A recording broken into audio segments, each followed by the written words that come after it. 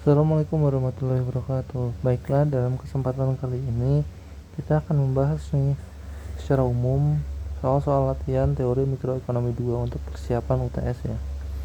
Nah, di sini kita bakal review aja sih. Kita review buat soalnya ya. Kita mulai dari pertemuan kedua. Pertemuan kedua ini membahas tentang ini ya, expected utility gitu ya, puasan. Nah, di sini udah dibahas juga sih sebenarnya di praktikum dan juga baik itu melalui video YouTube-nya maupun pembahasan di kelas. Cuma ini lebih ke ngulang aja review gitu ya. Yang pertama, kita langsung aja ya.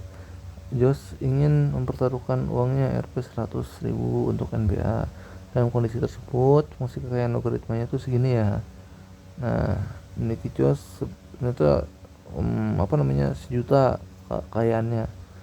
Nah, kalau dia menang, dia akan dapat 100.000, sedangkan kalau kalah dia kehilangan 100.000. Apa? Menerima kehilangan, kita highlight yang kira-kira penting. Nah, sebaiknya ikut taruhan atau enggak. Nah, ikut taruhan atau enggak itu tergantung dari peluangnya dia. Jadi peluang menangnya itu berapa sih, peluang kalahnya itu berapa biar dia ikut gitu. Nah, untuk menentukan itu kayak gimana? Nah, kita tahu kan bahwasanya fungsi utilitas expected, sorry ini kegedean fontnya.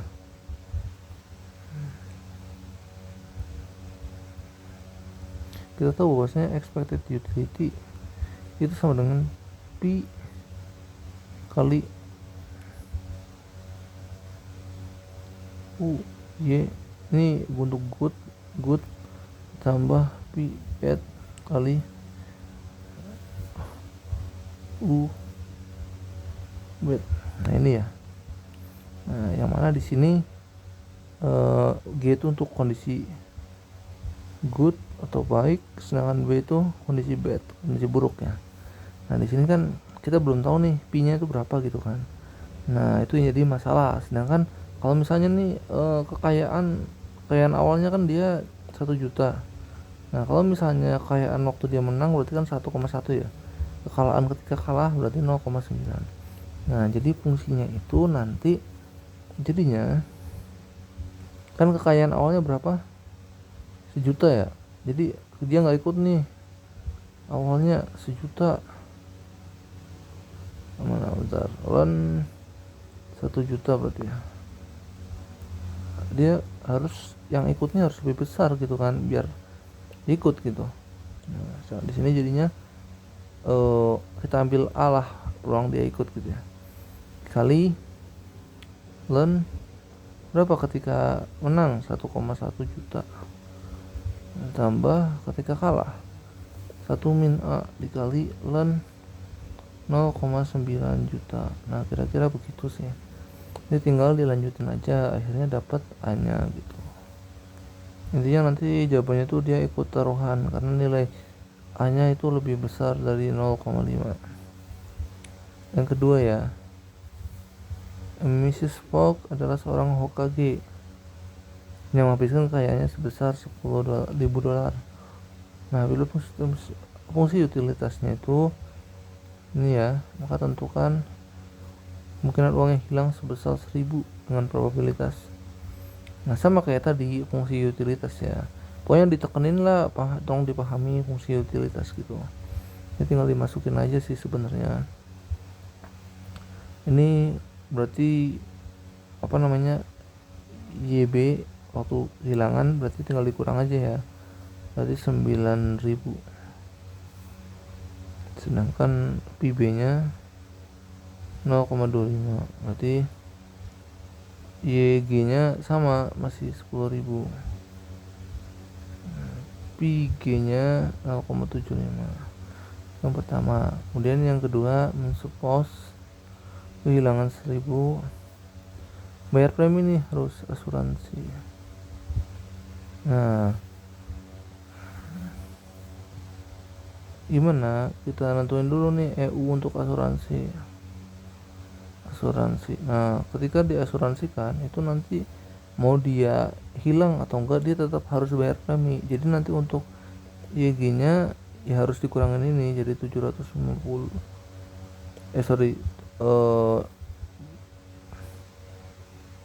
jadi 10.000 dikurang 750, sedangkan B nya sama dikurang 750, tapi nanti di cover kalau misalnya kehilangan, jadi tetap sama kayak gini gitu. Jadi nanti dihitung expected utility-nya berapa gitu. Yang C juga sama, suppose kehilangan MS sama dengan 1000, berapa willingness to pay bisa stock untuk premi asuransi tersebut. Nah, untuk yang ini kita tentukan nilai P nya gitu. Jadi gimana nilai expected utility untuk asuransi itu lebih tinggi daripada nggak asuransi. Nah, berapa nilai minimal, nilai maksimal harga yang mau dibayar gitu. Nah, itu kayak gitu kurang lebih. Untuk idenya, ini lebih ke ide aja ya. Nah, ini ya. Nomor 3, beli 12 lusin telur. Apabila dia membawa sendiri, kemungkinan 50 telur pecah nih. Akhirnya dia menentukan strategi membawa 12 lusin telur bersamaan, bawa 6 kotak terlebih dahulu, 6 kotak sisa berikutnya gitu ya. Strategi mana nih yang dipilih gitu kan. Nah, kalau misalnya 12 lusin telur, berarti kan setengahnya kemungkinan pecah gitu ya. Jadi kemungkinan ya ada 6 gitu. Kalau misalnya setengah-setengah, ini ya, yang ini 6 ya. Kalau misalnya setengah-setengah, pertama dia bawa 6, kemungkinan setengahnya pecah. Jadi berapa? 3 ya. Nah, ini juga bakal 3 gitu. Sama aja 6 gitu. Jadi strategi yang dipilih sebenarnya antara yang pertama dan kedua itu sama aja gitu, sehingga ya dibebaskan untuk pemilihannya. Mungkin lanjut ya ke yang latihan soal pertemuan 3. Pertemuan 3 sama kayak pertemuan 2, cuma bedanya nanti ada informasi gitu ya. Nah, ini soal petani nih, udah dibahas sih sebenarnya di praktikum, cuma ini kita review aja. Seorang petani menanam padi, kalau hujan nih dapat segini, kalau nggak hujan dapat 500. Peluang hujan sama nggak hujan tuh sama setengah. EW nya berarti tinggal masukin aja ya, W1 nya 1000, berarti P1 atau kondisi baiknya 0,5, P2 nya juga sama, W2 nya 500, tinggal dimasukin aja nilainya. Pengen nih mengairi sawah, irigasi atau enggak gitu. Nah, biaya irigasi sebesar 100. Nah, irigasi atau enggak itu dengan expected utilitas dari irigasi ini lebih tinggi daripada tanpa irigasi. Nah, caranya sama, tinggal dimasukin. Bedanya nanti dia harus membayar kayak asuransi gitu, tapi ini bedanya kan dipakai gitu ya. Jadi nanti baik itu kemarau maupun hujan dia pakai irigasi gitu. Kalau kemarau kan butuh irigasi, kalau hujan enggak gitu, tapi keduanya tetap dipakai gitu. Jadi nanti fungsi kekayaannya sama antara W1 sama dengan W2 gitu, yaitu 1000 dikurang biaya irigasi, itu 900 jadinya. Nah, ini ada peramal nih, tepatnya 100% bisa tahu kalau dia hujan atau enggak gitu ya. Nah, berapa maksimal peramal dapat dibayar nih oleh petani, berarti biaya peramal ini harus lebih besar dari yang irigasi gitu kan, biar dia mau dibayar gitu. Nah, berapa sih kira-kira gitu kan harganya gitu. Nah, gitu. Kemudian yang terakhir ini kita nanti di break menjadi 4 gitu. Ini kan ketepatannya hanya 75% ya. Jadi 25% ada kemungkinan gagal kan. Nah, kalau yang ini nanti jadinya ini kan ada yang 0,75 betul pengamatannya. Artinya kalau dia kemarau dia bakal pakai irigasi, kalau hujan nggak pakai. Nah, sedangkan 0,25 nya kan belum tentu ya. Bisa jadi waktu hujan dia pasang irigasi, mubazir kan jadinya, sedangkan waktu kemarau nggak irigasi gitu. Nah, itu nanti sehingga menyebabkan W2 jadinya 500, kondisinya rugi gitu. Sehingga ya tinggal di penyelesaian aja sih, nanti ada penyelesaian, ada dibagi jadi 4 gitu. Lanjut nomor 2 ya, seorang mempunyai mobil 15.300 ya. Peluang orang tersebut untuk kecurian atau kehilangan tuh 0,25. Fungsi utilitasnya tuh ini. Nah, beli asuransi coverage 75%, harus membayar preminya 1.400 atau pencuri harga 800. Untuk yang coverage ini sama kayak asuransi tadi ya. Kalau bedanya kalau yang tadi kita full atau 100%, ini baliknya cuma 75% dari 15.300 gitu. Sama perhitungannya. Kemudian yang kedua, memasang alat pencuri harga 800 dengan asumsi ini nggak hilang, nggak bakal hilang gitu. Karena kalau hilang bakal rugi gitu. Karena kenapa? Karena ya udah bayar pencuri, tambah ini kan hilang lagi gitu. Nggak, apalagi nggak ada asuransinya gitu.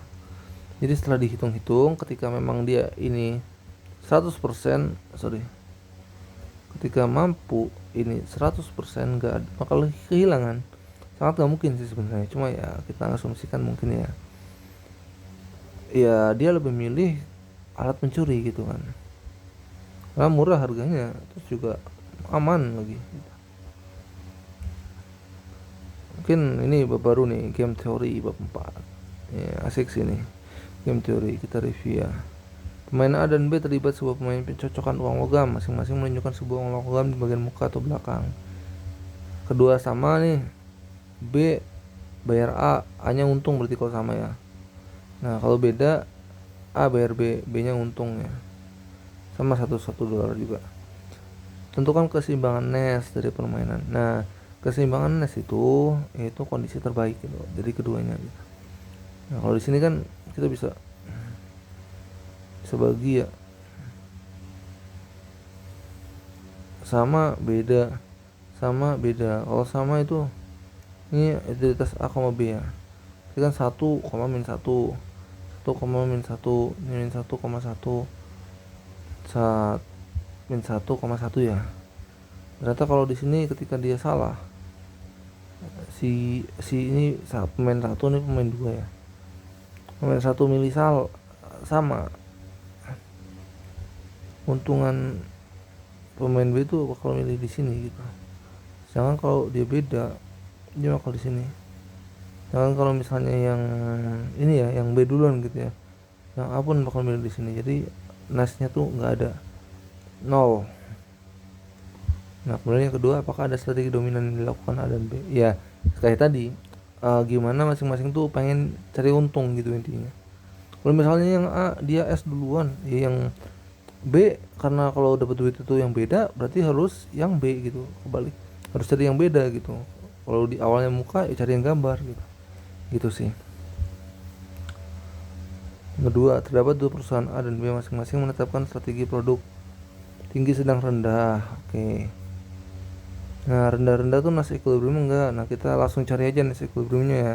Yang pertama, ketika perusahaan A rendah, nah perusahaan B yang mana yang paling tinggi nih keuntungannya? Ternyata yang ini. Nah, kemudian yang kedua, ketika sedang, ternyata yang ini ya, yang tinggi ternyata yang ini. Sedangkan terus kebalikannya nih, ketika rendah milih yang ini, ketika sedang milih yang ini, ketika tinggi milih yang ini. Jadi nice-nya ada dua, ini sama ini, kayak gitu. Ini yang A salah ya, yang A salah, yang B benar, yang C itu yang ini berarti ya. Oke. Nomor 3, the game of chicken dimainkan oleh dua orang yang berlari dari jalan satu jalur dari arah berlawanan. Orang pertama belok kanan, sedangkan orang yang tidak berbelok akan jadi pemenang. Namun jika tidak ada yang berbelok, keduanya mati. Nah, ekstensif itu maksudnya kayak diagram gitu ya. Misalnya gini, pemain A nih, pemain 1 duluan, 1 kan bisa milih 2, belok tidak belok. Nah kemudian pemain 2 lanjut, sama, bisa milih belok, bisa milih tidak belok, belok tidak belok. Nah ini bentuk ekstensifnya. Nih kalau yang ini berarti belok-belok ya 2,2. Yang ini belok tidak belok, belok tidak belok, tuh belok pemain 1, pemain 2 tidak belok 1,3. Ini 0,0, 3,1. Equilibriumness-nya kita lihat, ketika memilih belok pemain 1, pemain 2 akan memilih tidak belok. Ketika tidak belok, dia akan memilih ini kan. Nah ketika pemain 2, ketika dia belok, pemain A milih ini. Terus oke. Ketika tidak belok,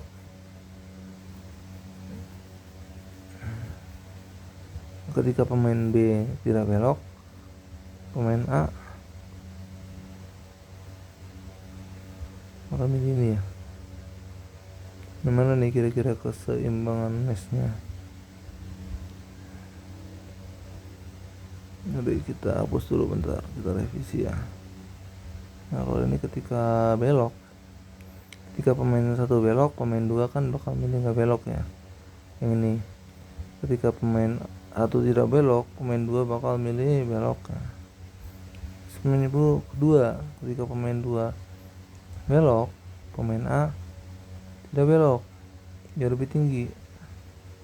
Jangan pemain dua. Tapi kasusnya ini kan pengennya kayak gini kan masing-masing kan. Tapi kan dalam kasusnya sendiri kayak sulit gitu untuk mengatur bakal belok-belok atau gimana gitu kan. Nah, tapi tetap keseimbangan grupnya yang ini ada dua berarti. Oh iya. Ini dominan strategi sih, dominan strategi ini juga dominan strategi. Nah, sebenarnya untuk nasi equilibrium kita tuh nggak bisa sering bergantung satu sama lain gitu. Jadi yang pasti gitu kondisinya yang ini jadinya. Nah ini prisoner dilemma ya udah tau lah buat ininya kasusnya. Kayak gini nasi equilibrium cari aja yang keseimbangannya.